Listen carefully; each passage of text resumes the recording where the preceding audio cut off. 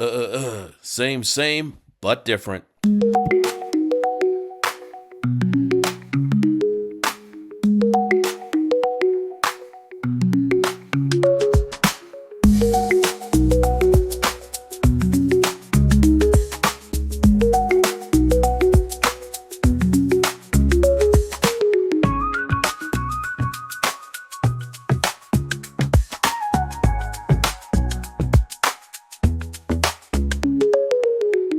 Alright, this video is going to be about changing laws, one in particular. If you're an expat planning to move to Thailand for the purposes of owning land, or just moving to Thailand and thinking that you might consider owning land, you may have heard about starting a company with a Thai resident as a way of doing so. I even mentioned this as an option people used in a previous video. Basically, the foreigner in the company owns 49% of the company, while the Thai person owns a 51% share. By coming into this agreement, you can own the land and build a house on it, or own the house that's already on it. Either way, this practice, unbeknownst to me, was illegal. I knew it was a loophole of sorts that you had to go through, but my scatterbrain didn't continue through that thought process or exercise to its logical conclusion that it is illegal. Sure, something not being legal doesn't mean that the government is going to enforce it, you know? For example, in Kansas, it is illegal to catch a fish with your bare hands. In Gainesville, Georgia, if you plan on eating a fried chicken, you must do so with your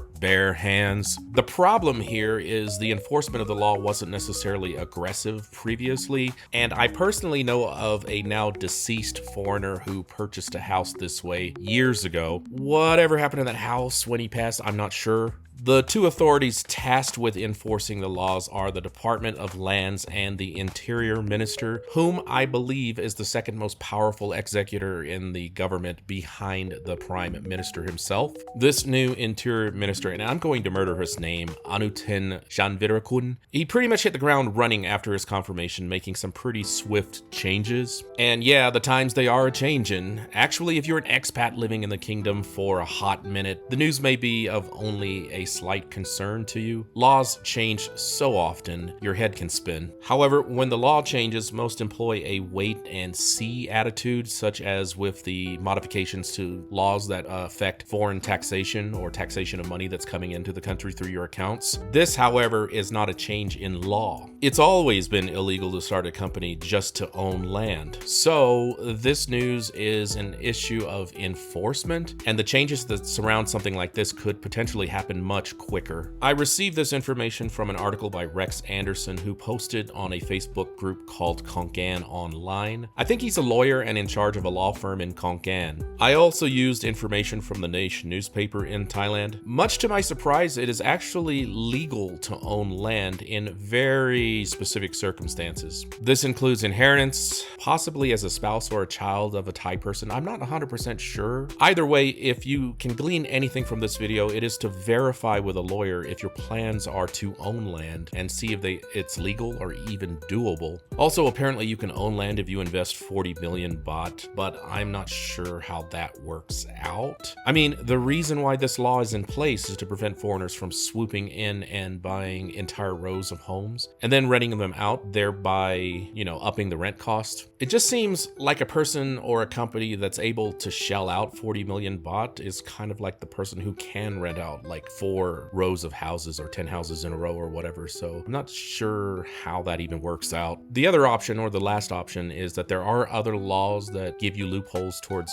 buying or owning land. What those laws are, I do not know. Again, it's best to check with a lawyer. The real question is, if you already own a home, are you safe if you've already bought that land? Apparently, no.